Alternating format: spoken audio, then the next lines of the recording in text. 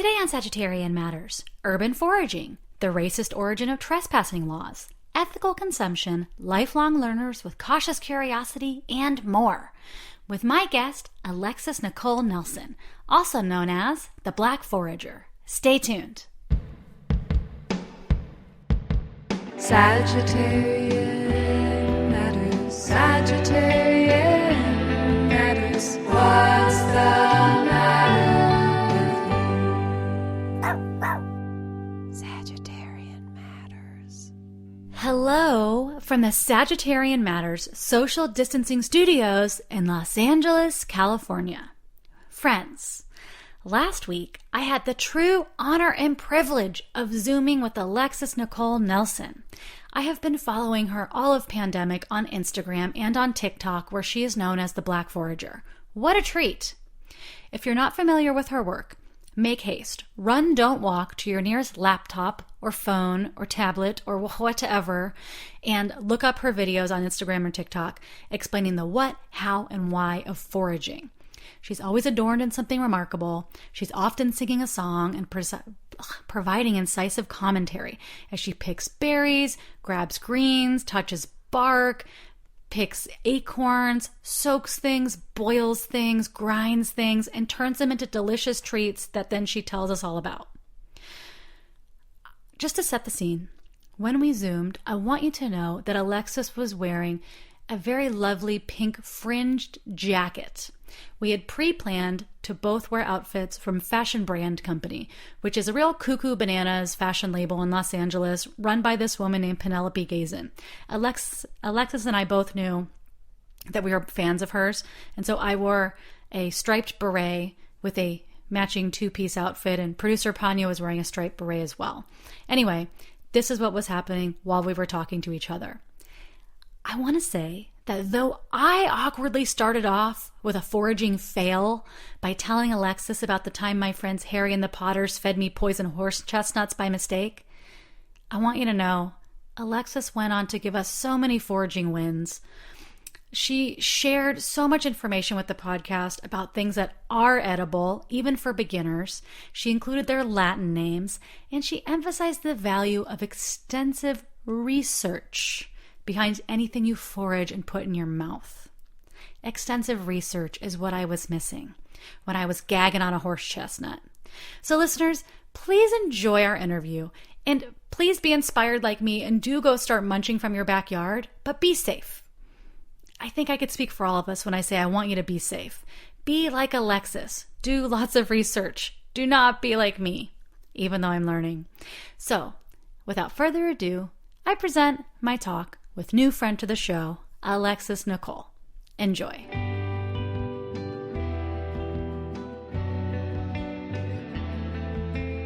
ALEXIS NIKOLE NELSON is a lifelong forager, an environmental science enthusiast, and someone who you may know from TikTok and Instagram as the Black Forager.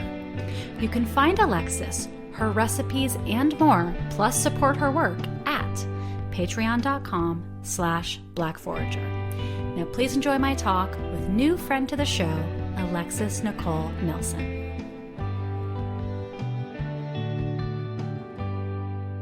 ALEXIS, welcome to Sagittarian Matters. Hello, Nicole. Thank you so much for having me. I'm so excited to be here. I'm so happy to talk to you. I feel like we have almost too many things that we could talk about. I know, like if this was allowed to be a 3-hour episode, oh my goodness, the places we would go. We have so much to talk about. We have a lot of listener questions. We have questions from friends to the show, Beth Ditto and Morgan. But Yay! Before we get to that, we need to start at the very, very beginning, which was a question on people's minds. Mm-hmm. You began foraging at a young age. Yes. How did you begin foraging? So my mother, who is wonderful, has been like a really cool, highfalutin businesswoman since before I was born. Her way to decompress between long weeks at work, even now, is gardening. So growing up, if I wanted to hang out with mom on the weekends, I would probably have to be outside, usually with a trowel in hand. I'm not saying I was helping with the trowel, but I was feeling included, and that's nice. So my mom used to quiz me on the plants, like starting at a pretty young age, used to be like, oh, okay, I taught you this one last week. Do you remember what it is? And I'd be like, echinacea. She'd be like, oh, yes, very good. So she kind of she kind of turned the wheels, put it in motion, like in my brain, starting to identify plants. And every once in a while, she would pull up a weed. The one that always comes to mind, and the one I remember most clearly, is onion grass, which I now know is field garlic, Allium venale. And she was like, here, pull it up. You see how it looks different than the other grass? Give it a sniff. And, it smells super garlicky. And she's like, yeah, and you can cook with it too. And something about that part, you didn't put it here on purpose, but it's useful and it got here all on its own. That just, a light bulb went off in my head and it never went back out. And so you educated yourself, you're self-educated through just books and books and books and books. And also you have an interest in science. Yeah, I've always loved science. I've always loved biology and botany. I went to a kind of, now I see, quirky elementary school. We were like taking intro level bio and botany classes starting in like the first grade all the way through sixth grade, which I'm like, yeah, every school should be doing that. If I can memorize, all of the kingdoms, and any kid can, like, honestly. So, but most of it has been self-taught. I've learned a couple things in school, and I took my fair share of like math and science classes in university as well. But when it comes to IDing, yeah, that's like the question I get the most. It's like, what class do I take to just like be able to list all of these things off the top of my head? And honestly, the best class is getting outside with someone who's knowledgeable, or just like hunkering down and learning it yourself. Oh my God. How much do I wish that I was in Ohio right now, walking around anywhere, literally anywhere with you. Please come visit. We can go on walks and I can stop every 30 seconds and point out another plant. I grew up in Florida and then Kansas. And then I moved from Kansas and Missouri to Portland, Oregon. And now I live between Portland and LA, which have very different climates. Oh, yeah. So for me, I would have to get, I guess, different books to talk about the different climates. But currently, like a lot of people, I am getting obsessed with mushrooms. And people around me have always foraged for mushrooms, but I've always been afraid because I don't have an eye for detail. And I fear poisoning myself, which would be the way that I would go. And with mushrooms, there are a couple more boxes that you have to check when it comes to IDing them as opposed to plants, because you can have two mushrooms that visually look extraordinarily similar, and maybe the only way to tell them apart is a spore print. Maybe the only way to tell them apart is like looking under a microscope and seeing the shape of their spores. Like, it's wild. The amount of variation you have. And just within certain genuses with mushrooms, some of them will be choice edibles and some of them will be very dangerous and bad for you. And I feel bad because so many times people will be like, okay, so like, what's the secret to knowing that a mushroom is edible? Like, what's the one rule that I need to know that, like, if I check that box, I can put that shroom into my face? And the answer I hate having to give to people, but I give it to them because it's true, is you just have to learn the mushrooms mushroom by mushroom. I wish we all demanded to be known as well and as deeply as fungi do. It would be a really good life skill to take on. But you really do just have to learn them individually. And it's time consuming, but it is worthwhile. I myself was never into fungi as a kid. Mushrooms kind of scared me as a child, and it's only now in adulthood that I started learning more about them and kind of really started diving into IDing. And for anyone who's overwhelmed, IDing is kind of like any hobby that you're doing, like playing a musical instrument. You're going to be kind of bad at it first. You get better. And the more you do it, the faster you get at it and the faster you get at retaining the information. So don't worry, but also don't put things in your mouth unless you are 100% confident about what they are. I feel like I have to tag that on to everything that I say. Listen to this, but also don't hurt yourself.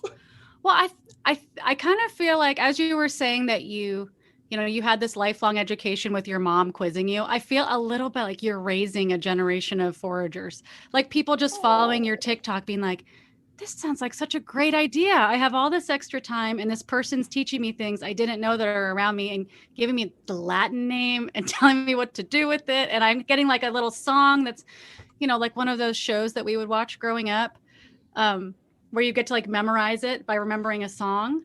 Yeah. And I loved those growing up. Like that's how I memorized all of the state capitals. That's how I memorized all of the presidents in order. There was always a song. So it makes sense that that's now my favorite way to teach other people, because I sing songs to myself to remember things constantly.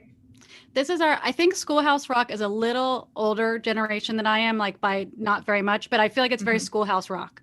Like I could be like walking around like listening to like a Mushroom Spore Print song. I should do a Mushroom Spore Print song. That is an amazing idea. Nicole, I hope you don't mind if I borrow that idea from you. Take it, run with it, go all the way down the field with it. I have to tell you one story about me almost poisoning myself with horse chestnuts. No, Buckeyes. They're the symbol of our state and they are dangerous. Well, I had some friends in a band come through town. And I say this to say that they were in town for one night and then they left. And one while they were in town, we went for a walk. And at the park, they were like, oh my God, we grew up as urban foragers. Look, it's chestnuts. And we got there's so many. And look nobody cares about them. Can you believe it? And we took them home and I just had no knowledge. There was no Googling of this. There was no books. And I was like, you guys, I have a fireplace. What if we make chestnuts roasted over an open fire? And so I just threw them on a cookie sheet and just shoved them in the fireplace. And then my friends had to leave eventually because they were taking forever. And finally, I went to eat one. And nature's symbol, don't eat this, occurred, which was, this tastes like crap. This tastes like noxious, not for you. Stop it. So I tasted one and I was like, we didn't do a good job. They called me 2 hours later and were like, Nicole, those were horse chestnuts. Don't eat them. They're very dangerous. So I want to say, I appreciate your TikToks because I'm realizing how little process we went through to actually like finding something on the ground and putting it in our mouths. And then actually like there's certain things you have to soak for a long time, like acorns or grind, or you can only use a part of them. Like I can't just pick up everything I see as I go down the street and just take a bite out of it, which I also did with a rose hip once and found a worm inside. So no. I'm a little bit like if you like met a toddler who was like, can I try urban foraging? And I just started grabbing things and putting them in my mouth. That's who you're talking to right now. So I appreciate your educational elements. Thank you for sharing this information with us. Thank you. And I'm glad that you are well. I'm glad that you are okay. I'm glad that your taste buds were like, actually, this was incorrect. And that's okay because life is about learning. It is about learning. And I gained so much by being like, you know what, there's actually steps to this. There's actually knowledge behind this. It's not a real just wing it. Like I'm not like I can't just go act like a beaver and like grab a log and start like necessarily. There are some plants you can do that with, but yeah, certainly not all of them. I do remember the Buckeyes from Ohio. Also, I saw a video that you did about hedge apples, which we had a lot of in Kansas.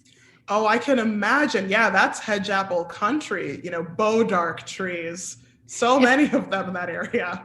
If people haven't seen them, it's green and it's bumpy. The whole thing is bumpy. Yes. Almost like a frog. Yeah. Like if you took an orange and you sent it to go on vacation on an alien planet, and then also spray painted it green and zapped it with a laser that made it like 2 times the size. That is an Osage orange. I'm just going to say the scientific name because people will get into like fist fights in my comments about what they are called. It is Maclura pomifera. Who are these commenters? I love them. I mean, I do too, except for when they start getting really mad at each other. And I'm like, hey, colloquialisms exist. We can all have regional names for things. They're so heavy. I cannot They're so tell. heavy. They're like 4,000 pounds. It's like the heaviest apple you've ever picked up. Or it's like an apple with like a hard, heavy crust on it. Yeah, I have to be careful when I'm gathering them from the tree a block away from me, because it's not fun having one of them fall on you. I remember as a kid being like, "What? These are always in my way. You can't even eat them, and they're dangerous." And now I know I could have been roasting the seed. Yeah, exactly. And I mean, growing up, my elementary school had an Osage orange tree, and we also didn't know you could eat them. We would just like puncture them and use the latex sap to like glue things to our tree forts. So that was the use that I grew up with. And one of my friends who had a latex allergy would just have to stay far away from them at all times. And it wasn't until I was like, just because of the other plants that this plant is closely related to, like breadfruit, I feel like there has to be a use. So, oh God, I went down a rabbit hole this past fall. I read a lot of people's dissertations.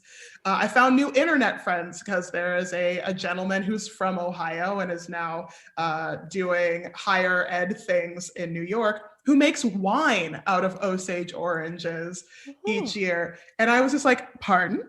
Excuse me? Hello? I wish I had talked to him before the first time I tried to make jelly with them, because I did not try to leach the latex out at all. And it was delicious. I only tried a little bit, but then it just like made my mouth feel like I ate a spicy pepper for about 20 minutes after. Oh, wow. Do you have I think that you may have a knowledge set that you have an understanding of like, okay, the food that I find is going to have to go through some processes for it to be edible. I feel like you have a knowledge set that I kind of take for granted. That's like the extra steps of like, this thing, I need to leach out the tannins. I need to leach out this. I need to get rid of this to make it usable. Do you have any kind of rules of thumbs for when you bring a new thing home of how you're going to process it before you attempt including it in your meal? Well, for starters, I usually will do a lot of research about something new that I haven't tried before. Sometimes that is doing a deep dive on Instagram and seeing if any of the other members of the foraging community have used it before and the ways that they're using it. Sometimes it is diving deep into academia, as ethnobotany is becoming much more studied in higher education. It's starting to become easier to find some of those sources out and about, and a lot of them are very accessible online. Sometimes it's, thumbing through one of my hundreds of books and seeing if any of them, underneath the identification have any suggestions. But it also very much depends on what it is that I'm bringing home. Like for an edible mushroom, you should never eat raw wild mushrooms. So if for anyone who didn't know, never eat a raw wild mushroom. So I know for any time I bring those home, baseline is they're getting heated in some sort of way before they are making their way to my mouth in any form. And maybe that's a dry fry. Maybe that is simmering in like jerky marinade at a rolling boil, for 10, 15 minutes. Just knowing, okay, I know I have to check this box first, and then we carry on. When I'm bringing things like greens home, it's like, oh, well, because I don't want to eat a bug by accident, it's definitely getting like a dunk in warm, salty water first, and then a dunk in, regular fresh water to get the salt off of it before it makes its way into, say, the food processor for pesto or anything like that. And I mean, additionally, when trying new foods, you want to make sure you're not secretly allergic to it. So a lot of times I'll just do like a skin patch test, rub a little bit of it on the skin on the inside of your wrist, which is pretty delicate. If you have a reaction, don't eat it. Don't eat it. It happens to the best of us. I'm allergic to bananas. A lot of us have things we can't eat.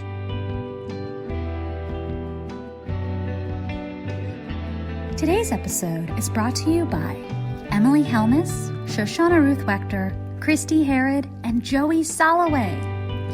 If you would like to support Sagittarian Matters, in particular producer Chris Sutton, please send $5, $5 million, that's your business, via PayPal to hornetleg@gmail.com. Or, this just in, he's got a Venmo. It's Hell Books on Venmo. HE double hockey sticks books. Thank you for your support, and we look forward to saying your name on the podcast. Producer Ponyo looks forward to it too. Don't be scared, that's just Ponyo's speaking voice. Does your mom eat a lot of foraged food, or is she like, whoa, you took this education I gave you and you ran with it? The second thing you said. She's like, wow, I didn't think you'd take it this seriously. I'm really impressed. That is exactly what she says. And she's like, you are able to go to the grocery store. I just want to remind you that that's doable. And I'm like, yeah, but that's like so much less fun. And it's cost effective and it keeps me on my toes in the kitchen and it varies my diet throughout the year. Like, it's so much more exciting this way.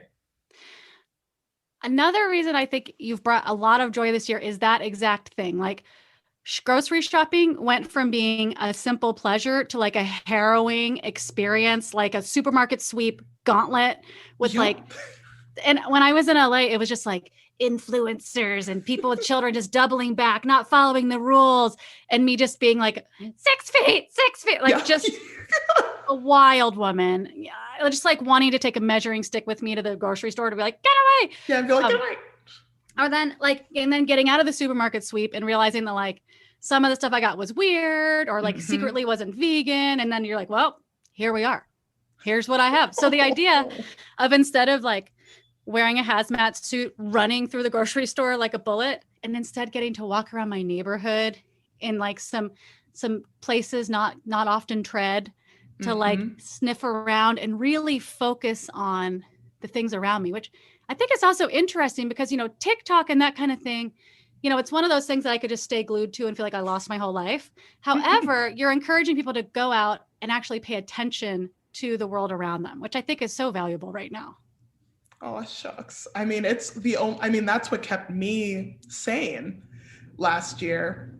And like you mentioned, like there was something very serene about, especially back in the spring when things first started getting very crazy and no one had their masks yet and nobody knew what the rules were. They just knew they were scared. There was something very like calming and relaxing about being like, well, I'm just gonna walk to the creek close to my house and I'm just gonna go get some salad greens and some berries and some spices from there, and no one else is here. It's just me, or maybe sometimes just me and my partner and our dog, and it made food having a much less stressful experience this past year than I know it would have been otherwise, which is wonderful. I often, when I see your videos or when I hear about what percentage of your meals are from your foraged food, I feel like your partner really scored. I am going to tell him you said that. Would he be eating these like incredible, like weird jerkies and fun cookies and like, like, oh, here's this homemade wine and here's like my preserves and all this stuff. I mean, I feel like that person, he just won the lottery. Oh, shucks. Well, we have a running joke, except it's not a joke because it's real, and it's called the Jeff list, and it's all the things that my partner is willing to eat a second time. I guess I didn't even think about that. Yeah, what's on the Jeff list? Is there anything that's just like, no, not for me, please, more for you? So there's some things that are like on the ALEXIS list that I'm definitely doing again that are not on the Jeff list. Jeff is in the camp of people who are like a little weirded out by mushrooms. So like mushroom jerky is not on the Jeff list, but mushroom jerky is 100% on the ALEXIS list. And after some drop-offs on porches, also very much on Jeff's parents' list as well, which is fun and good. I'm trying to think of what are his parents like? Oh my gosh. So his parents have been big fans of the mushroom jerky and all of its various iterations, both the hen of the woods jerky and the oyster mushroom jerky, which makes my heart happy. anything that's involved, like any of the wild alliums, always goes over well, both of Jeff and his parents. I don't know, with both of our sets of parents, I haven't exposed them to any of the like super crazy 90 to 100% of this dish is forage stuff yet, because I am afraid that they'll never want to eat anything foraged again. Like for my family, we went down to Cincinnati to do this big like social distance outdoor celebration for my sister graduating from college. And I made everybody Juneberry hand pies. And I'm like, no one can hate a Juneberry hand pie. It's literally impossible. Like Juneberries taste like what if blueberries tasted the way you wanted them to every time you decide you have a hankering for blueberries. No hate, no shade blueberries, but they could taste better. And it's a hand pie. Who doesn't love like a flaky pastry with jam in the center? It's, you know, impossible. And so I bring family members things like that. Is there anything that you've made that you were like, it's really fun that I got to make this and I'm probably never going to be picking this up again? Oh gosh, I say that about acorn flour, and then acorn season rolls around again, and then suddenly I'm like, where did these 15 pounds of acorns come from? Who did this? And does that mean that I now have to crack all of them open? I feel like you need a squirrel in your employ. Honestly, I'm going to reach behind me. You can't see this, folks at home, because this is a podcast, but this sound is a bowl of acorns that I still haven't processed yet. We're still working on it. I feel like maybe by spring, I will be finished processing all of the acorns that I have brought into this house over the last 4 months. Well, I feel like, you know, if you and Jeff ever just need me to like read a book on Zoom or on tape while you guys just sit on the couch and crack acorns, I'm willing to do that. Like, here's an article. I actually love that. There's an article I found on Twitter. I don't have time to read it. Could you just kind of give me the highlights? You know, whatever. Exactly. If you could just read me all of the headlines from the front page of the New York Times today while I just get this done. And then he'll be like, who is this person you have on Zoom? That's just... And I'll be like, don't question it. She's making our lives easier. Come on. She just wants to see us get through these acorns. It's very satisfying for her. Well, so we talked about you going down to the creek, and this is the stretch of a segue, but I know you've talked before about researching where you can walk around and harvest things and forage things.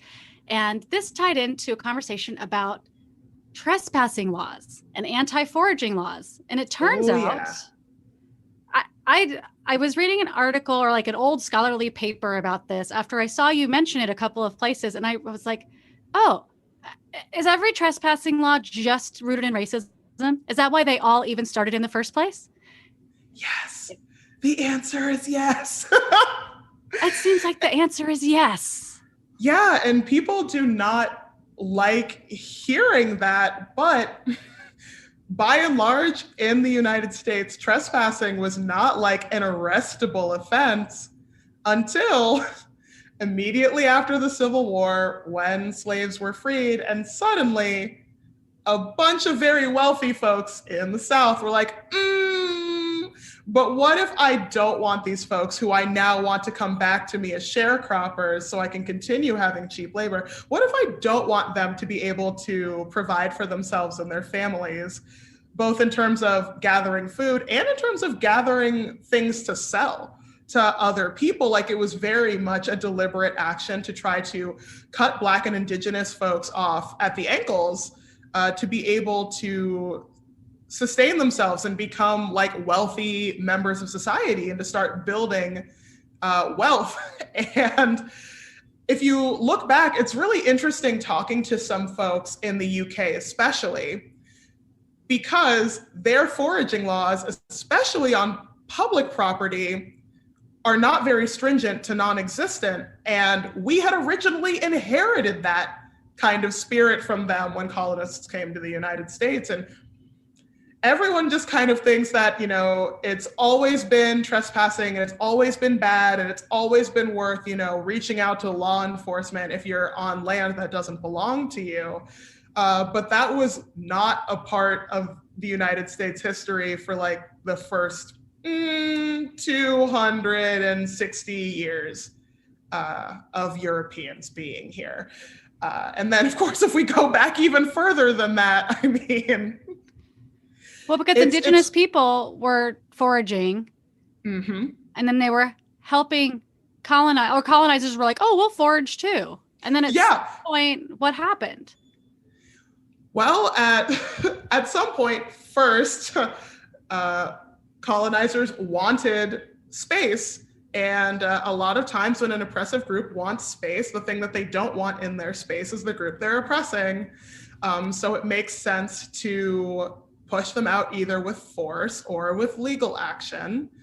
But the thing that's really unfortunate is, while of course, Native Americans suffered like so much in terms of being displaced and in terms of disease and in terms of getting just the short end of the stick in so many treaties, it wasn't actually illegal for a lot of indigenous folks to be foraging on public land until those laws started coming into place in the 1800s. So it was like two groups getting shafted at the same time.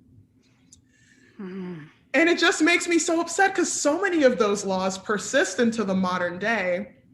And a lot of very well-intentioned folks are just like, oh, well, we have those laws to like, you know, keep the plants safe and, you know, to keep the populations of those plants safe. And I'm just like, well, usually taking away the group of people who were stewarding those outdoor spaces to begin with is not what I would consider protecting those outdoor spaces. In fact, we lost a lot of native plants because a lot of the very deliberate fire setting or a lot of the very deliberate gathering methods that indigenous folks had practiced for centuries, that many of them had passed on to enslaved Black folks in the South, suddenly weren't being done anymore. And it kind of really changed the makeup of a lot of the remaining wild spaces. So much like many things, racism is at the heart of it. Racism in America. Interesting. I feel like, I feel like it's one of those things where I had never thought about, when did trespassing laws come to pass? And then I was like, oh, of course. Of fucking course.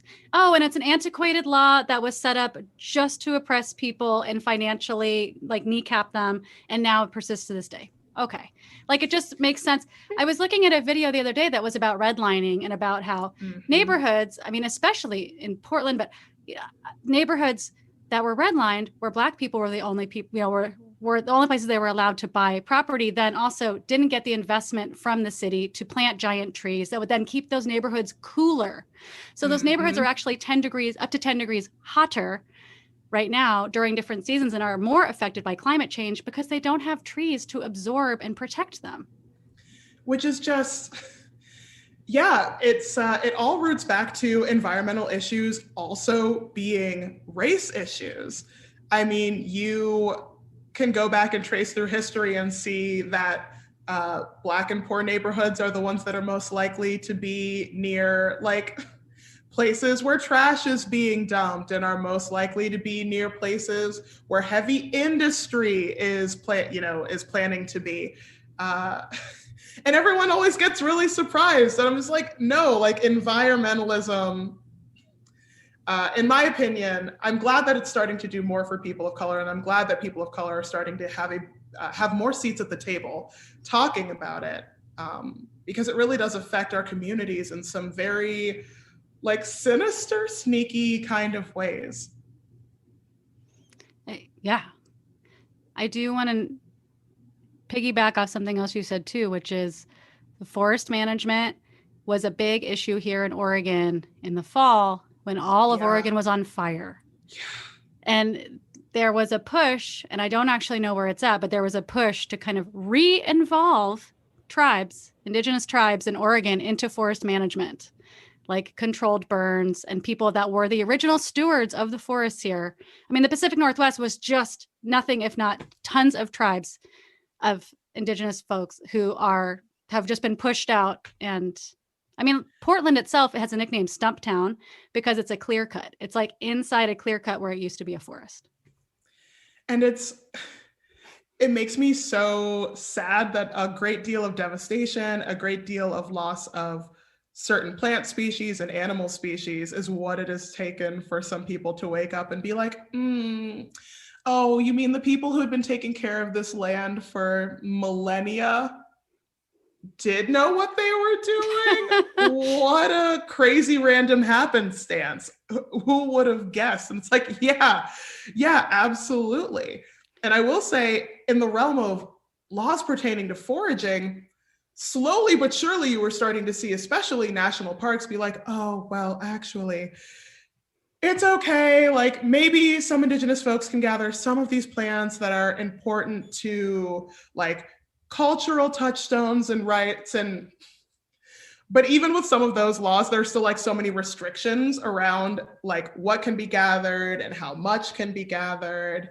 I know in terms of, I think it was the Great Smoky Mountains National Park was working with the Eastern Band of the Cherokee about gathering, what's the name of the plant? Sochan? I'm probably pronouncing it incorrectly. But to even get to the point where that was being allowed, the tribe had to like front thousands of dollars in order to have like a review done with scientists to prove that they were allowed to do this essentially without like causing a huge hit to the ecosystem. Of course, the findings then later found out that the method of gathering was actually better for seed dispersal of Sochan. And I'm just like, just get rid of all of the laws. Put restrictions in place for things that are on at-risk lists, but just get rid of the laws. Let's just start over. I think we're primed to start over. Yeah, I'm behind this. In a number of ways for a million different reasons. And listeners, this is going to be vague, but we've got plenty of time at home. Nothing's really opening up for a while.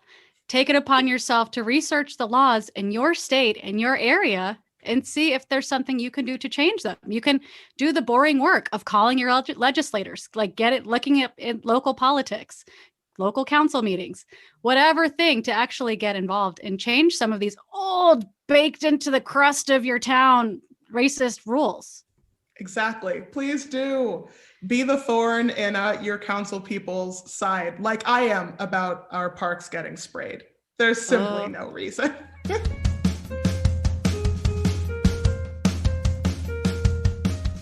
The world is waiting for you. And it's a gay-mazing world. I'm Karen Tongson. And I'm Nicole J. Georges. And we're the hosts of The Gay-Mazing Race, a new limited series podcast about the amazing race, your favorite reality competition show from an LGBTQ point of view.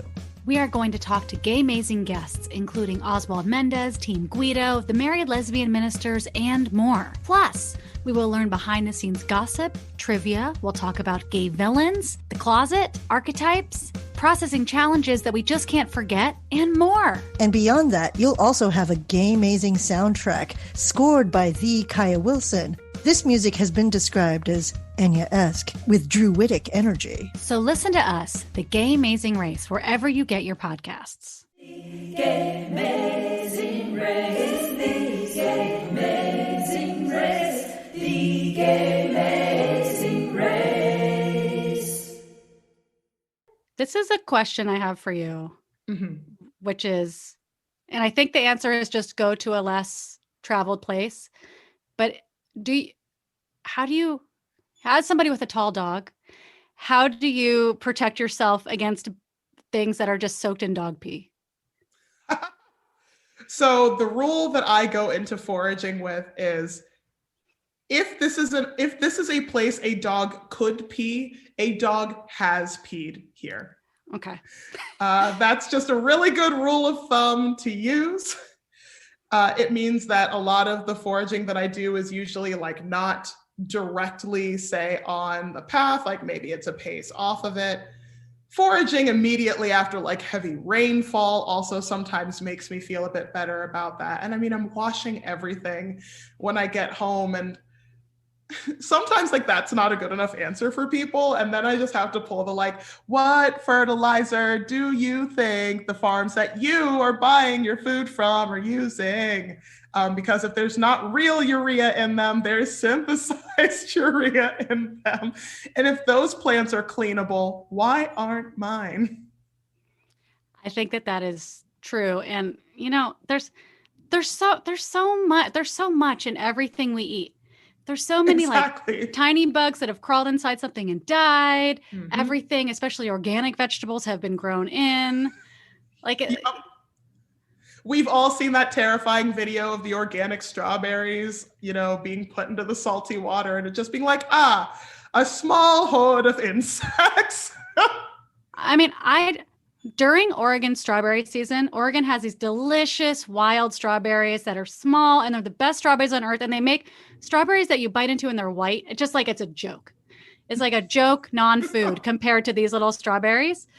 And I mean, I won't even wash them. I'll just eat them on my way home from the store. And who knows? Maybe I'm not vegan anymore. That's fine. I do think about that sometimes because during Juneberry season here in Columbus, I'm just like, I'm sorry. 1/10 of everything that I'm gathered is going into my mouth as I'm gathering, and I am just accepting the risk. I am the little kid from the book Blueberries for Sal, which I read as a kid. Did you ever read that? Yeah. Where Sal is just like sitting and just eating all the blueberries, and then maybe she's joined by a bear or a baby bear. Yes. Oh man, Blueberries for Sale. I haven't even thought of that book in eons. That's me right now. I realize I must pivot to some listener questions. Yes. Oh, fun fact, Blueberries for Sale was written by Robert McCloskey, who was like an integral historical figure at like the summer camp that I grew up going to.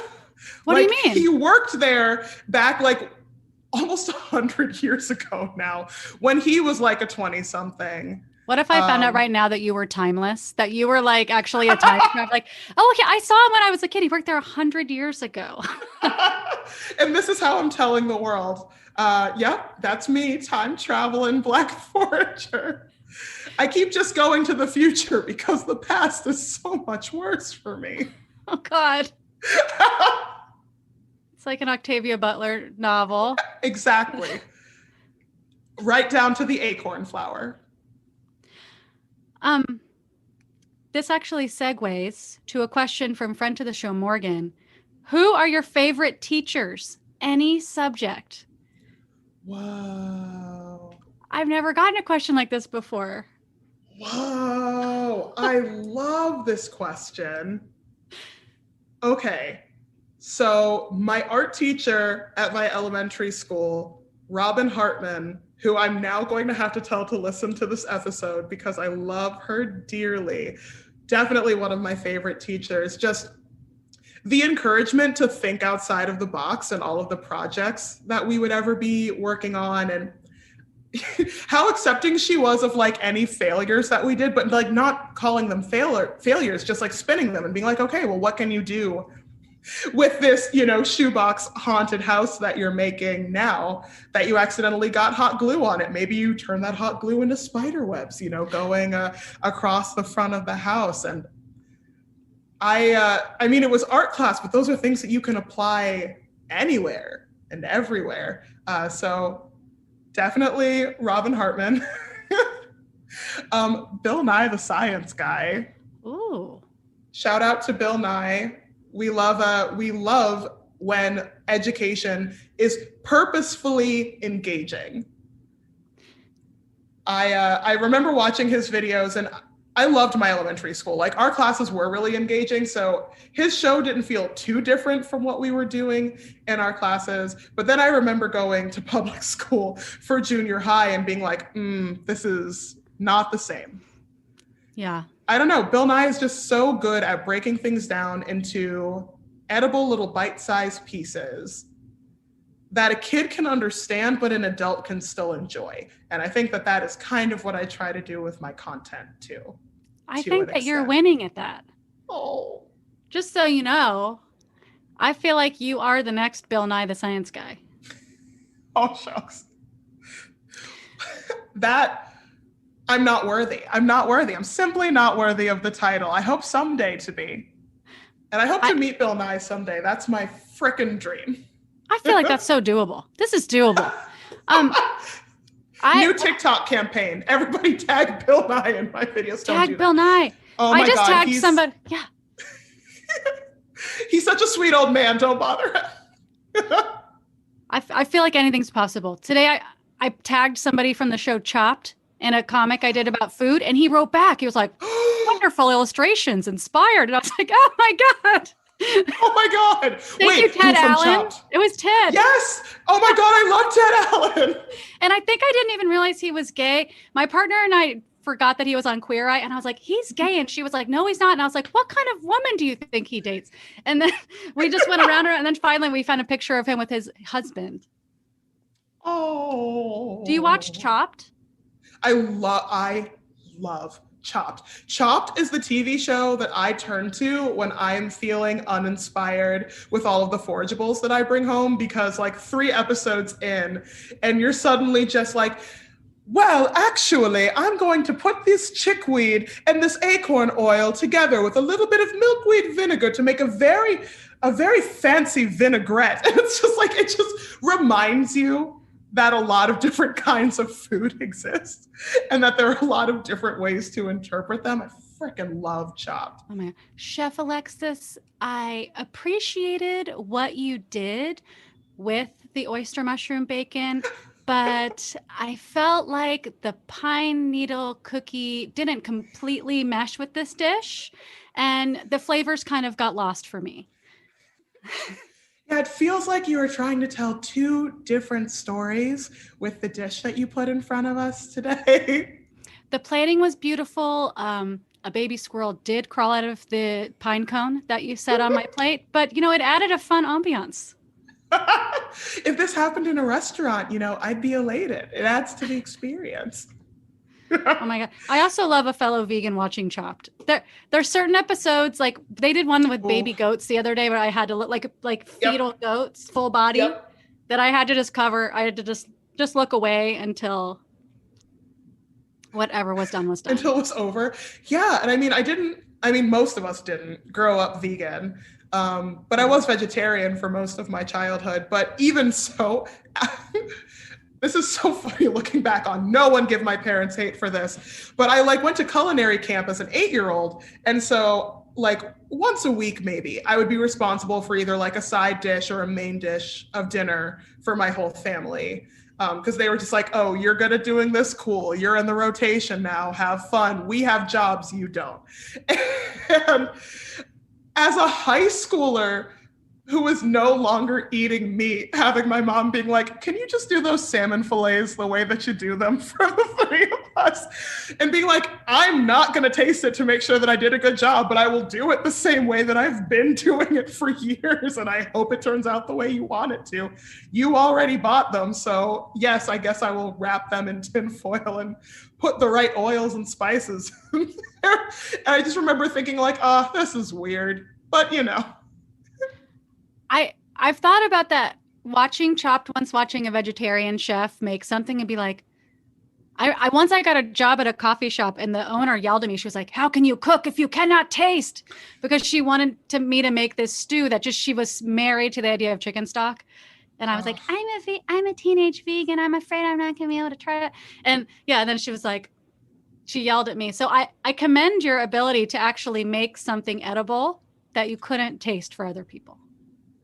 And it's only because I had tasted it previously and was like, I'm generally aware of the way that this should look and smell to be the way that it was before.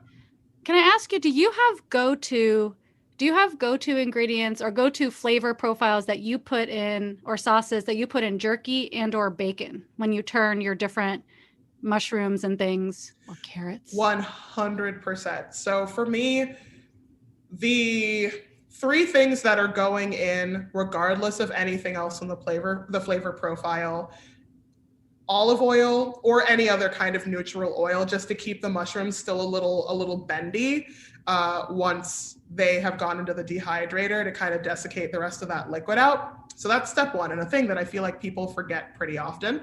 Number two is soy sauce. I'm willing to budge on that for any other kind of like fermenty, koji, exposed kind of umami source. Like I could also see just like adding a miso paste in as well if you're not necessarily kicking it with soy sauce for whatever reason. And then my personal favorite, I put it in too many things, is my smoked hickory bark syrup. Because it checks the box of both the liquid smoke and the maple syrup that I would encourage people to add otherwise. And that's what I encourage people to add to take its place in the recipe. But those three things are the foundation that I build everything else on top of. And then on top of that, maybe it'll be a, cracked black pepper. So a ton of black pepper will go in, or, maybe it'll be focusing more teriyaki. So then the soy sauce gets upped, and then, the smoked hickory syrup goes in, but a little bit of pineapple juice goes in too. Like, it varies. But yeah, those are my three suggestions.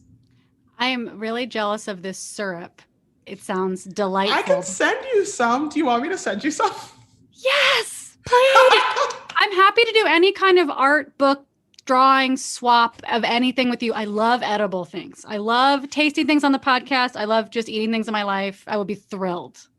Yay. Okay. I will get your address and I will mail you a jar. And if you want to make it yourself, I can also mail you some hickory bark so you get the whole experience. Oh my God. Yes, and both and what? Yes, anything. Here's a question from friend to the show, Beth Ditto, who introduced us. I'm very thankful for. I wrote to her and I was like, will you please introduce me to Alexis? Because I am dying to talk to her. She says, when does Alexis sleep? Because her content is put together and consistent. They're not just posts. They're like mini episodes complete with solid jams, lyrics by her, music played by her and performed. If I tried to make content like that, I would have to spend 6 hours just trying to figure out how to post it. Such good taste. How long does that take her? That is Beth. What a literal earth angel. How dare Beth be caring about me so deeply? Beth, you're too nice. Cut that out. Don't cut it out. It's fantastic. And thank you. Vulnerability moment. I'm probably not sleeping right now as much as I should be, just because I do have a full-time job that does require 40 and sometimes more hours of my time each week.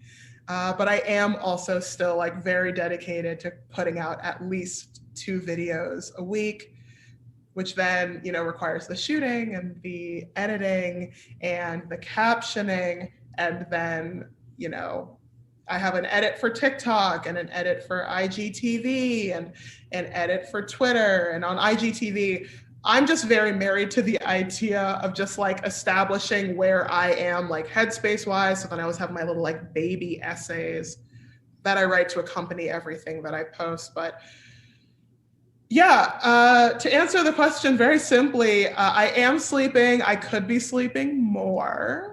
If you see me answering things on Instagram at like midnight, like don't be afraid to be a dear and tell me to go to sleep, because I should go to sleep.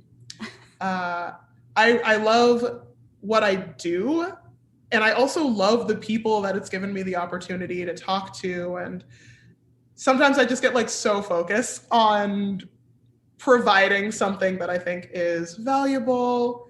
And then if you see me disappear for a week, it's because I burned myself out and I'm resting and I'm hiding from everyone and everything. How you told me that you just tried to edit down that kind of giant thought and knowledge base around racist trespassing laws into a 60-second video. I think that you're such a good editor too. Thank you. Oh my gosh. Well, these things that you're tackling things that are pretty big, like pretty big knowledge bases that you probably did a fair amount of reading and then lived experience, foraging around and tasting and knowing and just living in. And then you're distilling things down really, really well. And I don't know if that's more of a comment than a question. It's just from practicing. I also studied theater in college, so I knew how to set things up from like a playwriting standpoint. I know how to like identify beats, when you're trying to tell a particular story. And in a way, you know, all of my videos are like doing the exact same thing that I was doing when I was like writing plays. It's just very tiny, very condensed. You know the points you need to hit, you know what the beginning looks like, you know what the end looks like, and then it's just making everything in the middle make sense. But in terms of like the video editing, so much of that has been trial and error, seeing what does resonate with people, seeing what does not resonate with people, and just learning from other content creators. Sometimes I'll see an edit and I'll be like, oh, I like that, and I want to edit something like that too, which is weird because I never really stopped to think about that. And now I'll just be like watching food television and be like, oh, I really like the way that they cut from this moment to that moment. I'm writing that down so I can think about that the next time I'm editing. That's so cool. At some point I started taking on the term lifelong learner, which somebody said this a long time ago. I would teach zines and comics in the schools to kids. And at a professional development, they were like, we're lifelong learners. And at the time I was like a punk 21-year-old. I was like, give me a break. I know everything I need to know about zines. And I've really, as I encroach upon middle age, I'm really like into that. I'm like, I heard Eileen Miles, the poet, say before, a poem can always be leaner and meaner. And I feel like the same, like with comics or with writing or with anything, like if it's worth saying, you can say it in less words. And if you're good enough at writing and at the thing you're doing, you can pack a lot of meaning into that small amount of space. Yeah. I mean, oh gosh, I don't know if I ever even gave my third favorite teacher, but I had like an English teacher, my AP English teacher, my senior year, Dr. Bard, who was really good at challenging me to do that. And I feel like I still hear her voice in my head sometimes when I'm like plotting out the things that I want to say. And I'm just like, actually, I was really married to saying this, but that's not adding anything to the narrative. And just condensing is a real art form. And I'm not amazing at it. I have to do it for the format that I present a lot of my content in. But continuing to like learn forever. Yeah, I feel you. When I first got out of college, I was just like, I'm done. Like, I'm done. I took all my classes. I'm never going to use physics or differential equations, and I'm probably never going to use my screenwriting classes either. And I didn't want to go back to school. I wanted to get as far away from academia as possible. And now, as I'm approaching 30, I'm just like, oh, I really miss learning on a regular basis. And I miss kind of learning in a structured setting. And I miss learning alongside other people the most. Learning is so cool. There's always more information out there, which is simultaneously really overwhelming, but really exciting and invigorating to me. And with plants, like I'm never going to know every plant. And I know that, and I have to remind myself of that sometimes. But what's the harm in trying, you know? I love the idea of you trying to learn as many plants as you can within your lifetime.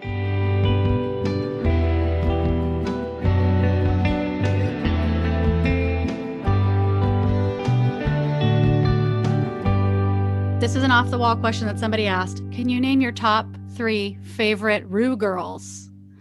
Do you watch RuPaul's Drag Race? This is from someone named Donna Van Jesse. Oh my gosh, top 3. Okay. I'm sitting here next to my auto harp. So for my auto harp alone, the first person who I have to say is Trixie Mattel. And your outfit. I'm also I'm in pink fringe right now. I'm like in a Patsy Cline jacket. I have to say Trixie Mattel as my number 1. First and foremost, I am in love with everything that Shea Coulee does. Just absolutely everything. One of the queens who I follow, both from my personal Instagram and from my foraging Instagram, because I just don't want to miss anything. And because it's like pertinent right now, I don't know, by the time this episode comes out, she might not still be in the running, but I am obsessed with Olivia Lux this season. I think she's going to go far. She's a dark horse. I think she's a dark horse and I love her. I think she's a lot of fun. Mm-hmm. And I love her eye for fashion. So there are 3. They're not my only 3. But this question's hard. It is hard. I was trying to think. I was like, who is, I really love Tamisha Iman. Yes. The last episode, I don't know when this will come out in relation to Untucked and Drag Race, but her just being like, I am a grown ass woman. Yes. Just yelling during Untucked. I don't know if she's long for this world. I don't think she's going to win, but I'm very happy to see her on the show. Same. Simone, I think, is going to go all the way to the top. Yeah. Simone is the one who, like, I love Olivia Lux, but if I had to, like, place a monetary bet for whatever reason, Simone is absolutely who I would be betting on. And whenever I go and I'm trying to show, if I'm ever like, ooh, I want to feel invigorated by a lip sync, I like watching Alyssa Edwards lip syncs. Yeah.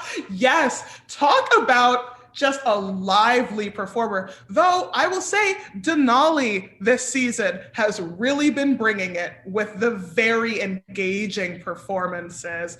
Oh my gosh. And she just posted like an ice skating video to When I Grow Up. And I just watch it when I'm having a bad day.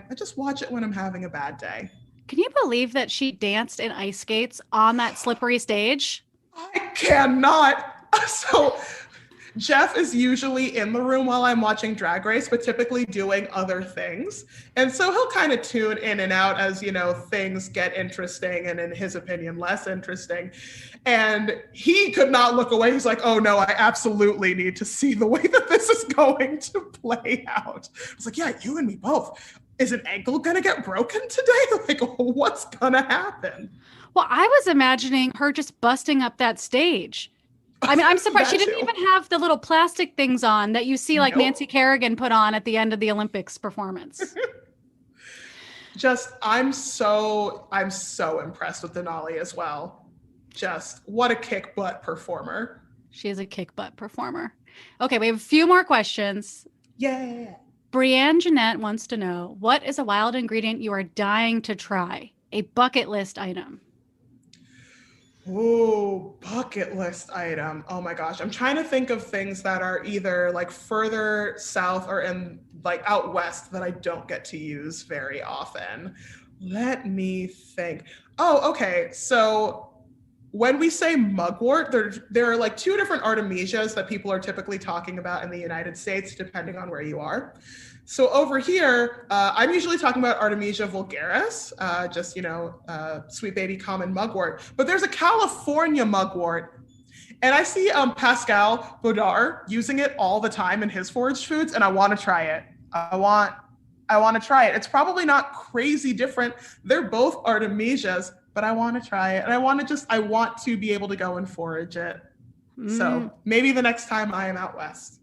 Oh my God. I mean, when the world opens up, however it does, please, wherever I am, California or Oregon, I'm so happy to pick you up at the airport, preferably Burbank Airport. Everyone on the show knows I hate LAX. But, you know, I understand people do what they have to do. They have to go to LAX. Sometimes they have to experience it for themselves. But I'm happy to drive you to any weird, far-flung place and just... You sweet angel. Forage. And then I could sketch the plants or draw the plants while you do your sniff tests or patch tests or tree climbing. I'm so down for this. Oh my gosh. Okay, it's happening. This is a real agreement. Verbal agreement. And I will not fly into LAX because if I never fly into LAX again, I will still have been in that building for too much of my life. Oh, so you already know this specific hell that is LAX. Yes. I forgot to ask you a really important thing, which is about ethical consumption, which you talk about a lot, like knowing how many to take from what, and then not stealing from bees. Yep.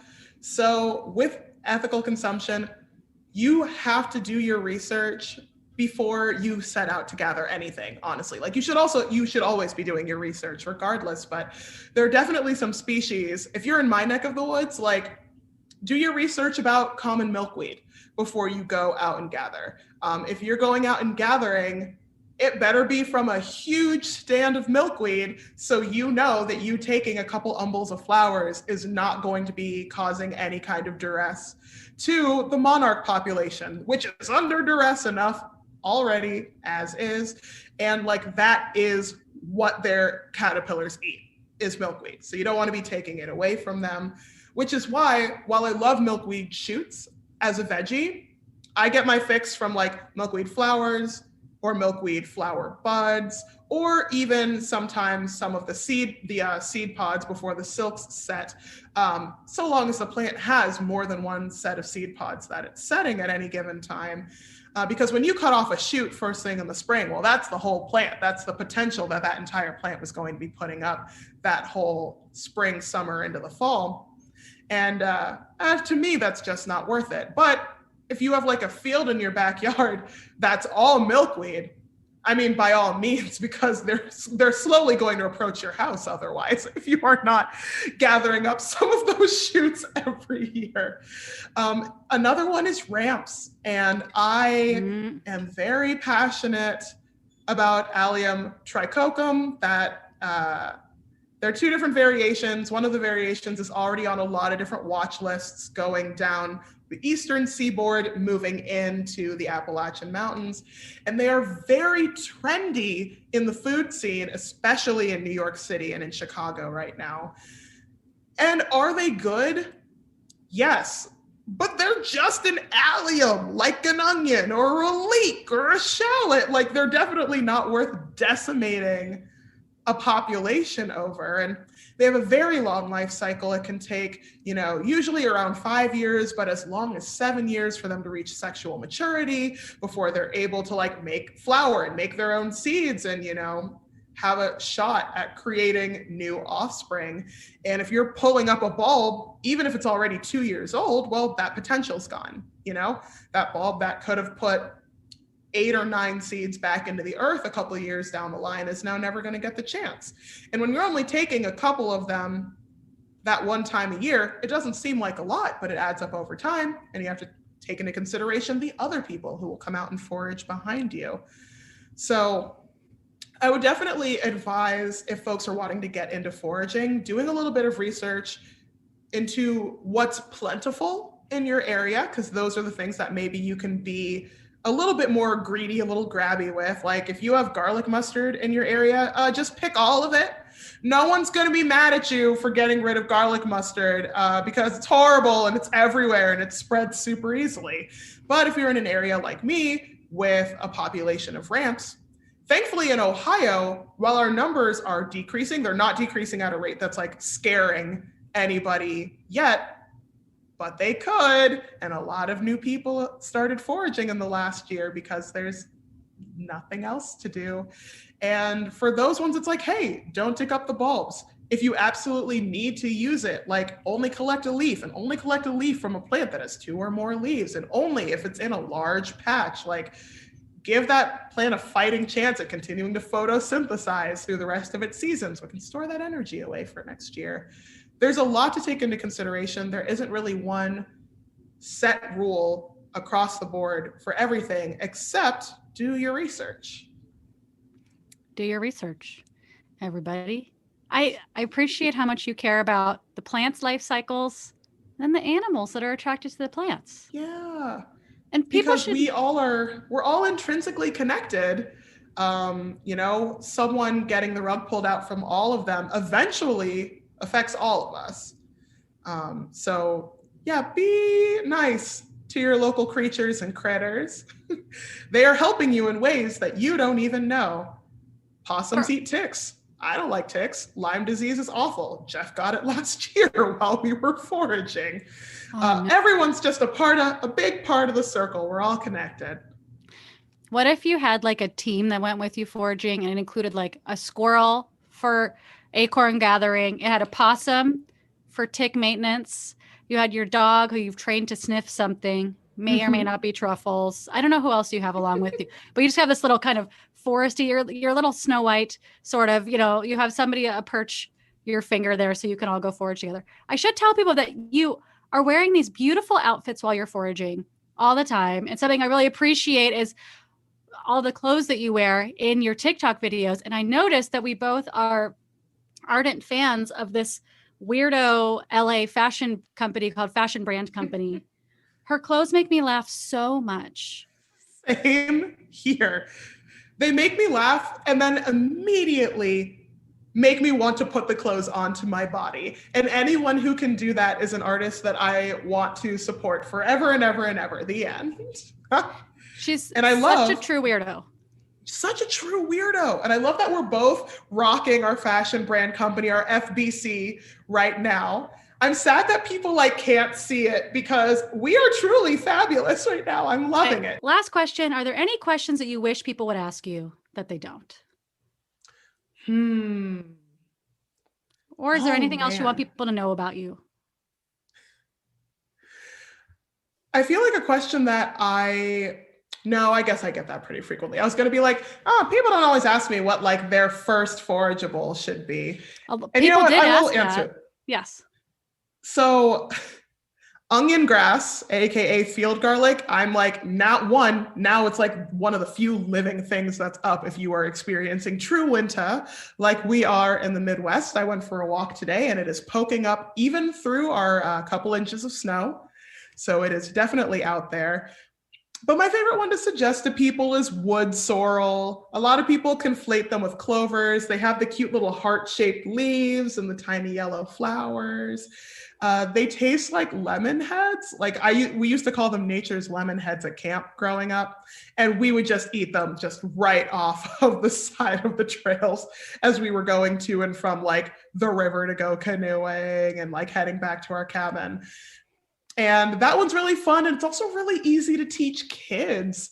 That was one of the earlier ones that I learned too. And I think fostering that kind of cautious curiosity and then maintaining it into your adulthood is very important. And it makes the world continue to feel full of wonder into your older years. I say as I'm all of 28 years old. I have a cautious curiosity. I'm a lifelong learner with a cautious curiosity. Ooh. Is that different than lemon balm? Yes, it is. Lemon balm is a different plant. Okay, wonderful. Because that's something that grows in abundance in Portland yards is lemon balm. So good too. Tea is made out of it. Mwah, chef's kiss. Oh my gosh. Alexis, thank you so much for taking the time to come on the podcast. Thank you so much for having me, Nicole. This was so much fun. I'm really so excited to be in your universe, to have you in my universe, to know that you're in the universe. And I know listeners, a lot of different listeners were like, oh, I'm so excited. I love her. I love her stuff. And that made me very, very happy to talk to you. Shucks. We eat weird vegan stuff all the time. And it's not even the stuff that you're trying is wholesome. And it's only weird because people have been disconnected from the world around them. Exactly. It's weird, but it's the free kind of weird, which a lot of times the fun, weird vegan stuff is actually very expensive.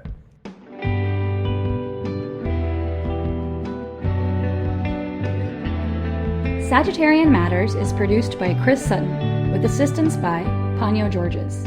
Our theme music is composed by Carolyn Pennypacker Riggs of the band Bouquet. Thank you for listening, and I'll see you next time.